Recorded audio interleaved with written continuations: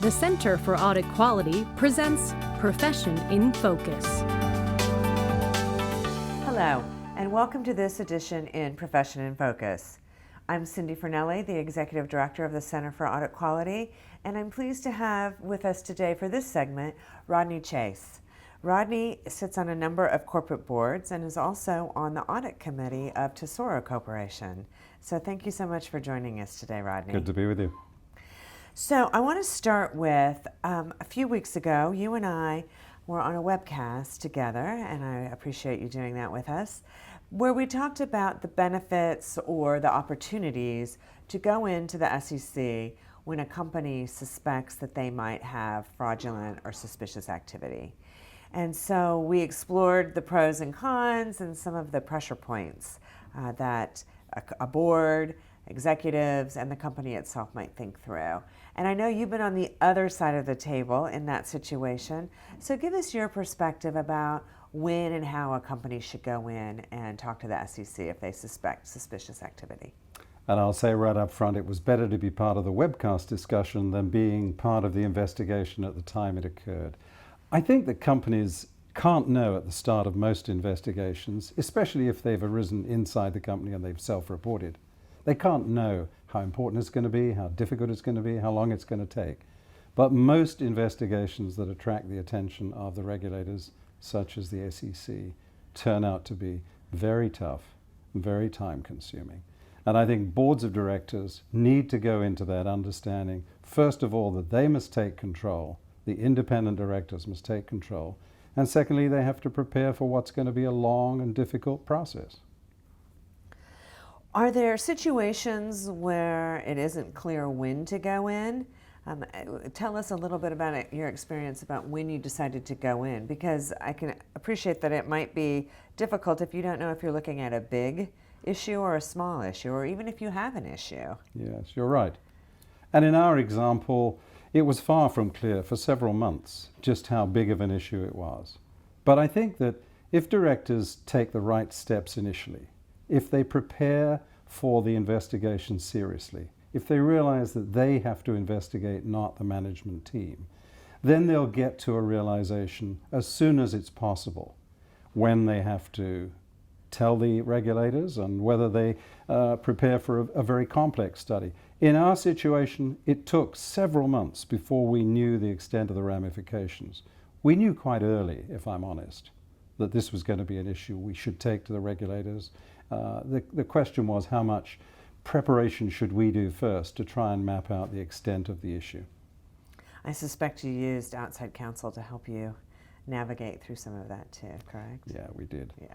And I think one of the key things independent directors have to do is to take on board independent advice. It'll be legal advice, it'll probably be accounting and forensic accounting advice, and sometimes it will be PR advice as to how to handle the issues that are swirling all over the company. To do this with the in-house teams is almost always inappropriate and a mistake. Well, good advice. Hopefully you'll never have to take your own advice again. I hope so. I hope so. This particular investigation that I went through lasted 4 or 5 years, and it was very complex. It was global. It involved many, many overseas affiliates, and it just kept growing. But you learned a lot through the process. We I'm did. guessing. We did. So now I'm going to switch gears a little bit on you.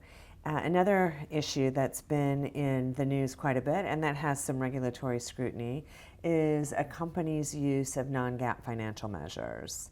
And sometimes this gets couched as either a good thing or a bad thing, but of course I think it's more nuanced than that, and it's really how the company uses non-GAAP financial information to communicate to investors and others the state of the company and the health of the company. So give us some advice as to, as an audit committee chair, what questions you ask management of how they're gathering the information and disclosing the non-GAAP measures. I think an audit committee has to first understand what are the critical measures that help drive the company successfully. The techniques that management use won't always include things which are approved by the regulators or approved by the accounting bodies and approved by auditors. But that doesn't mean they're inappropriate.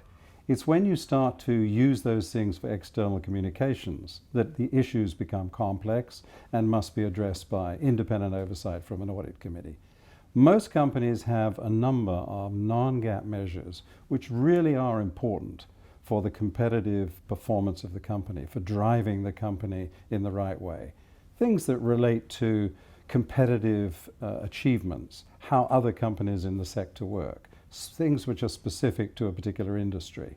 That doesn't mean that they should be included in the formal reporting of the company, but it does mean that the audit committee has to understand them, not just those which are FASB based and which are approved, but those which management are using to run the company. And lastly, I would say audit committees and their compensation committee colleagues have to address whether those things are affecting the behavior of the management team, because it affects their rewards.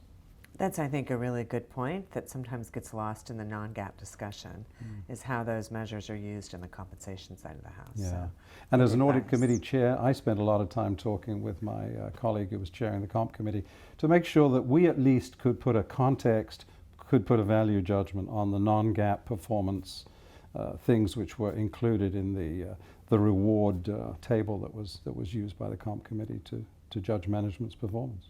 Excellent advice. So we're at the start of a new year.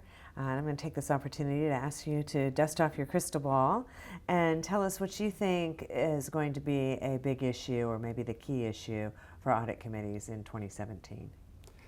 Well, I guess I would be foolish not to say it's going to be starting with revenue recognition. It's been a subject of considerable debate in the United States for some years now, since efforts to try and collaborate with the international standards got underway. It's a very complex issue, as every company knows, and almost every industry sector is different. The particular changes, which we are all now going to have to implement, will involve a lot of hard work by many, many companies. Others will be fortunate that it won't have too much consequence on their reporting information. But I think that it's essential that the will of the regulators, the will of FASB and others, to go back and fundamentally rethink what is revenue and what are the conditions which lead to it being appropriate for recognition. All companies should go through that, and all audit committees should go through that. So that's one big issue. Second, and I think particularly for those of us in the United States, we have new political leadership coming on board at a time when the world is struggling with economic growth. And I think that issues of international trade and everything to do with international trade, that's currency, that's the timing of trade, it's receivables, it's bad debts, it's the oversight of trade risks. Those things are important for audit committees too. And audit committees within a board have a special opportunity to look at the quality of trade, the quality of receivables, the quality of credit risk, and so on. And I think 2017 is going to be a massive year in terms of world trade changes, and audit committees will be involved in that. Interesting. Well, thank you for that advice. And thanks for joining us today. And thanks to all of you for joining us in this edition of Profession in Focus.